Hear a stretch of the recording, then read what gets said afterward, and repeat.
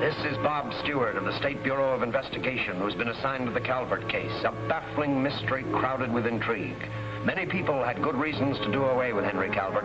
For instance, Mrs. Dill, his housekeeper. But she didn't hate Henry, she loved him. Patton, the butler, is a likely suspect, and yet he's apparently tried to help the police. The lawyer, Horace Black, knows much about the deceased man's affairs, perhaps too much. Ruth Allen certainly knows a lot more about the whole affair than she'll tell. Kurt Bennett, the nephew, and his charming wife, Rita, knew Henry's mysterious brother, Walter Calvert. They might be guilty. Sarah Caldwell, the sister of the dead man, is the most bitter of all. She's admitted that she had every reason to plot her brother's death, but Sarah denies that she had any part in a conspiracy. Last but not least, we have the newspaper reporter, Duke Ellis. On second thought, it couldn't be. Now you've met them all. If one of them, just one of them, would tell the truth, I'm sure you'd know who's guilty.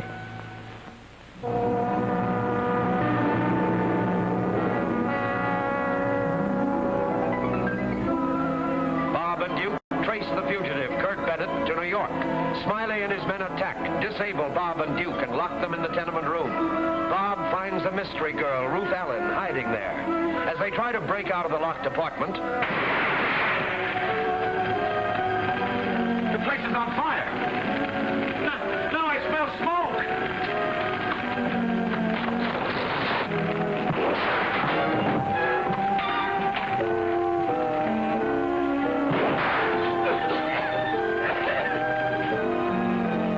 So since we can't get out that way without Mom taking hot shots at us, we'll keep close to the floor. Over your head.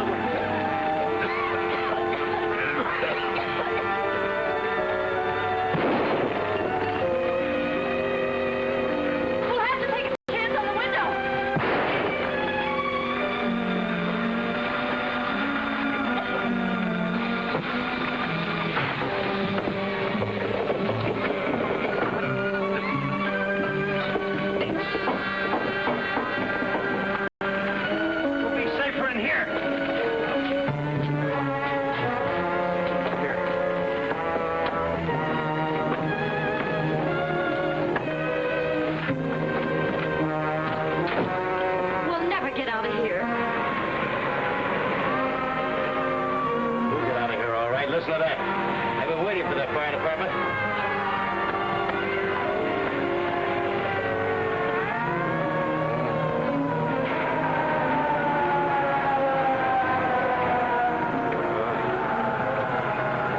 Jay, I was at a checking spare. Maybe I am. It's hot enough.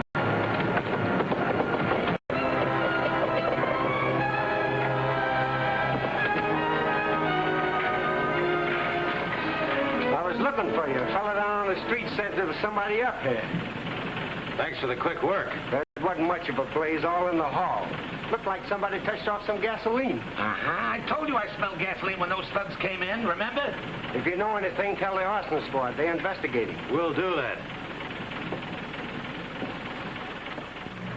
Sure, I live there, but I don't know how the fire started. Well, how'd you know about those people being trapped up there? Well, they dropped in to see me about something. Then some friends of mine came in, and there was a little misunderstanding, and then... Misunderstanding, huh? First you try to burn them out, then you try to shoot them when they come out of a window. I had nothing to do with that. Oh, no? Well, we'll see what they have to say about that. Here's your bird. He tried to fly away. Listen, Stewart, I had nothing to do with that attack on you. Honestly, I'm just as sorry about it as you are. You're not as sorry as I am, buddy. I got reasons. Now maybe you'll do a little talking. I'll be glad to. Okay, Harris, let's get back to the station.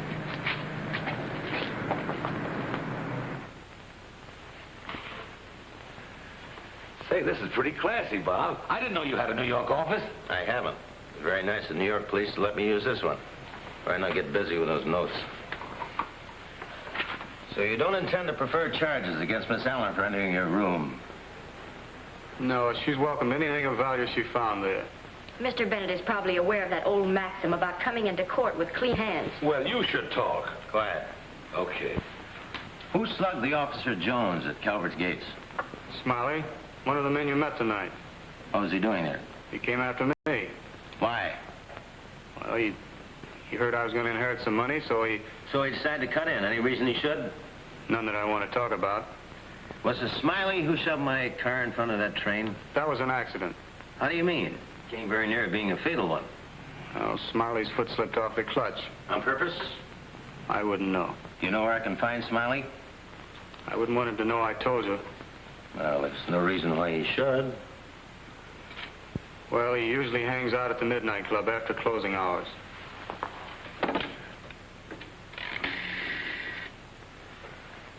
Let me have Captain Evans, please. Hello, this is Bob Stewart. I think I have a line on those men that set that fire tonight. Yeah, they may be at the Midnight Club. That's right. No, I only want one of them. Okay, I'll be right there. May I leave now? Yes, as soon as you tell me all I want to know about yourself. I've already told you. Oh, but I'm not satisfied it's the truth. You know, you can't walk out of here the way you have other places, Miss Allen. There's a matron outside who's been detailed to watch you. I'll tell her to bring you something to eat. Eat? What do we eat? You'll get something hot at the Midnight Club.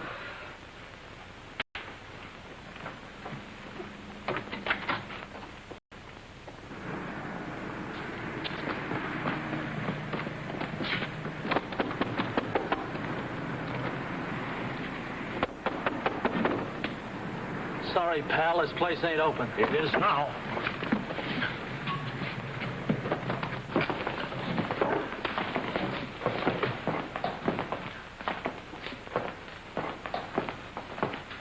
We want you men for that fire over on 2nd Street tonight. Fire, huh? Yeah. You ain't got nothing on us. We've got enough. Now!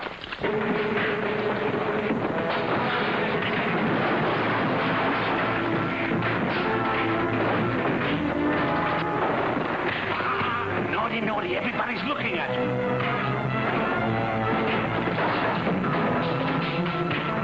No, no, no, no. I'm not your partner. I belong.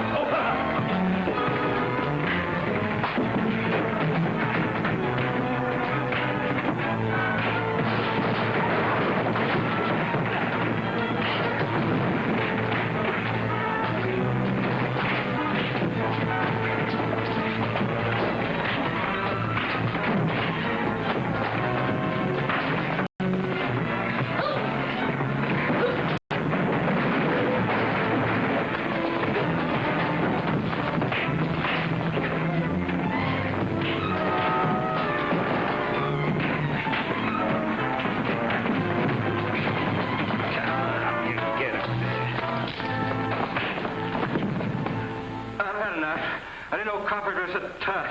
Get over the rest of them. The one I want, Smiley. Say, how many of those bracelets do you have? Oh, enough. You got one you don't need? Yeah.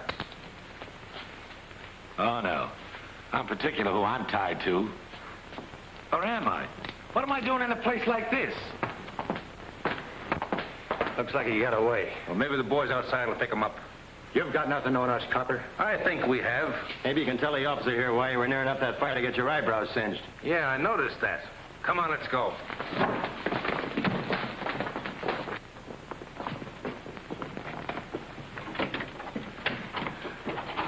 Did you nab Smiley? No, he made a clean getaway. That's bad. We'll get him. I hope we see him first. Where's Miss Allen? The matron took her downstairs to feed her. Say, do you suppose you could scare up a meal for me? You two go ahead and eat. I have a phone call to make. And you have to go back to the Calvert residence. Smiley will know I put him on the spot. We'll see more of him later. I hope so.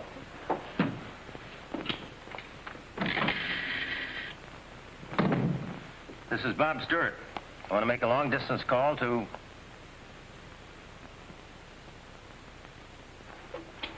Calvert residence. Sergeant Smith speaking. Oh, hello, Bob. Yes, everything's about the same. We'll be starting back in half an hour. I'm bringing Miss Allen and Kurt Bennett with me. Tell the medical examiner to rush that dental report on the man who was killed in the car. Then we'll know whether it was Waller or Henry Calvert we still have to deal with. I'll tend to that. But there's been no further attempts on anybody. Maybe our unknown is left for other parts. I hope not. I want to catch him. Here's another angle to watch. That ex-racketeer Smiley is still at large. Yeah, he's tried twice to kill me. I don't want to give him another chance. Good idea. Keep a close watch on that party I mentioned before. Yeah, I think he's the contact man. Okay. Yeah, see you in a few hours. Goodbye.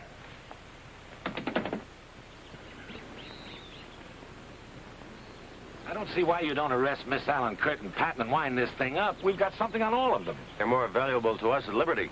Sooner or later, one of them will contact that mystery man of ours, then we'll grab him. But I've got to have something for my boss. I'm running out of good news stories. Well, why don't you invent some?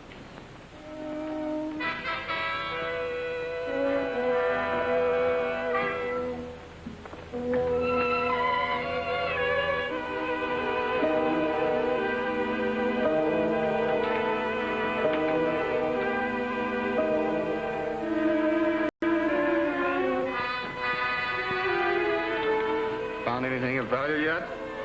No. What's wrong with you? Oh, they didn't catch Smiley. He'll be gunning for me. Young Bennett and Black are talking in the library again. They can do nothing. What concerns me is that I can do nothing either. I can't even get to where I've hidden the money. Anything I can do? Yes, we must get some of them out of here. Create a diversion elsewhere. Prepare another telegram for Black and Kurt alone. Reading? The women are all in their rooms. Kurt and Black are in the library, and Patton was listening in. Was there anyone on that extension when we were talking in the library last night? No, I checked. Well, there must be another extension. You notice my voice go dim at times? Now that you mention it, yes. Say, what's this all about? Well, when you cut in an extension, it increases the resistance and cuts down on the power. Now, ain't science wonderful? Check on that, will you, Smith? Have one of your men come in as the lineman. Yeah. Quit worrying about Smiley. He doesn't want you. He's after the money. Then we'll have to get some for him. Surely you can get your hands on some cash or securities. Suppose I did. I was out near the front gate when this came. Nobody else knows about it.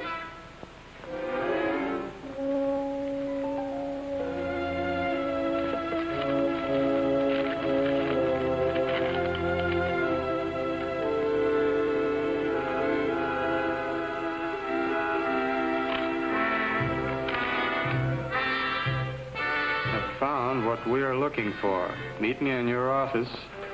Confidential, Walter. This must mean he's found the money. We've got to go. But there are several things to be considered. First, are we certain that's from Walter? Second, why should he notify us? And third, if we do decide to go, how are we going to leave unobserved? This is no time for legal arguments. We've got to go. What do we lose? But how?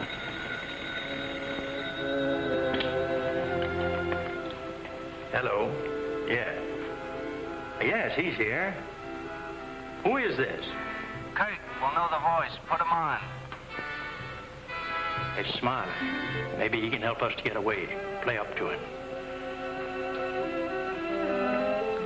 Hello, Smiley. Easy with the names, kid. You never know who's listening in. The cops brought me back here. Yeah, I know. And you didn't put the finger on me at the club either, did you? You know I wouldn't do that. They have ways of finding out about you. We've located some of that money, but we've got to get away from here to find it. If you'll help us, why, we'll make a deal. Well, we might still do business. Say, is anything allowed to go in or out of that place? Delivery wagon? That might be it. Be ready to move. And no more slip-ups.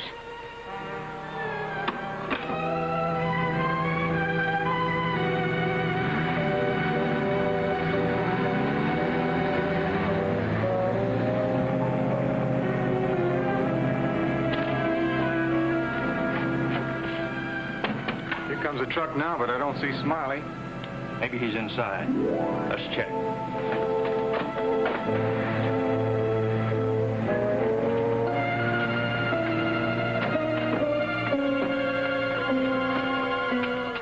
Good, huh?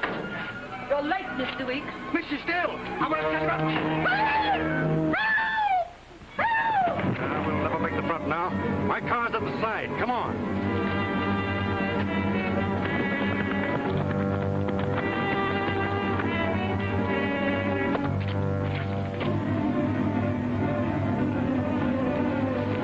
Get my car, Duke.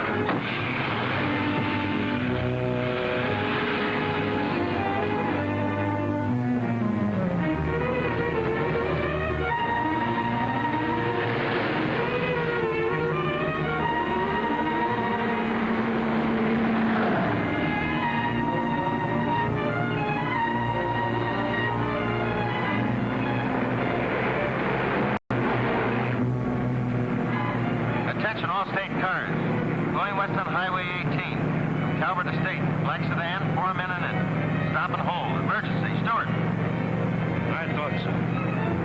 They'll head us off this way.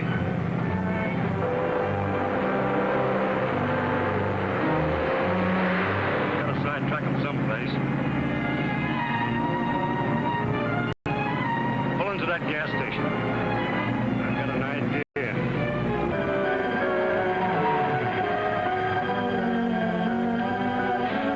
I want a grease job and quick. There's other cars first. That may be, but I got no time to ice.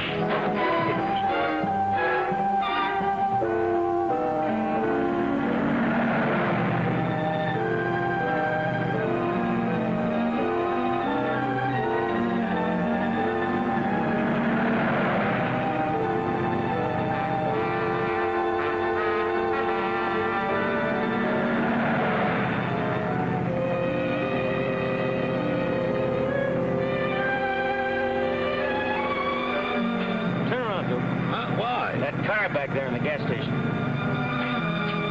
Pretty smart, huh? Now we let her down and double back.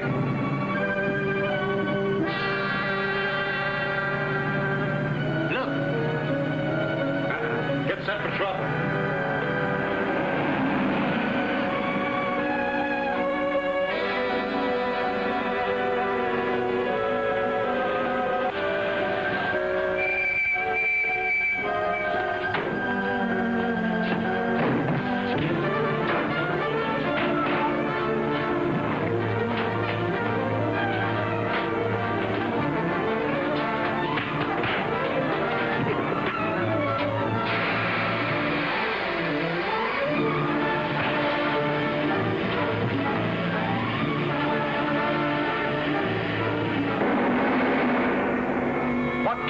Bob Stewart from the crushing weight of that hoist? And what further trickery is that mysterious figure at the Calvert mansion plotting?